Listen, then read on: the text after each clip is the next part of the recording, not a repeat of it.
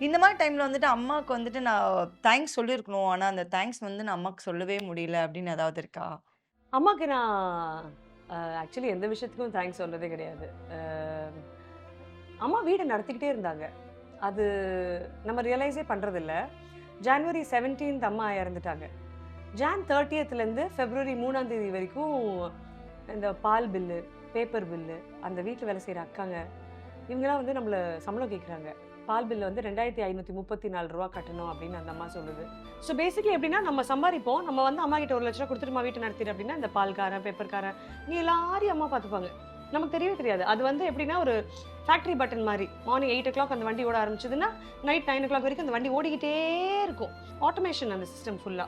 சடனா அந்த ஆட்டோமேஷனோட ரிமோட் நம்மகிட்ட இல்லாம போயிடுச்சுன்னா என்ன பண்ணுவோம்? அது நடந்துச்சு எனக்கு.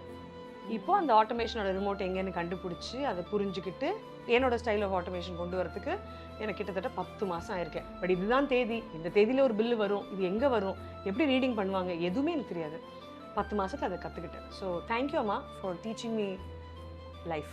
ஆக்சுவலா எனக்கு கொஞ்சம் பாரமாகுதுக்கா. ஏன்னு தெரியல. ஏன்னா, நீங்க சொல்லும்போது அப்படியே எனக்கு ரிசம்பிள்ஸ் வந்து என் அப்பா வராரு. ஏன்னா, என் அப்பா கிட்ட தான் நாங்க எல்லாமே இப்ப நீங்க சொன்ன மாரி தான் ஓடுவோம்.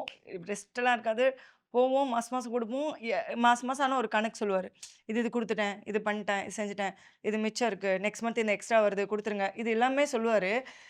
இப்ப நீங்க சொல்லும்போது தான் எனக்கு ரொம்ப ரியலைஸ் ஆகுது. ஆமா, எனக்கு இப்போ வரைக்கும் எதுவுமே தெரியாது. தெரியாதுல்ல? சுத்தமா தெரியாது.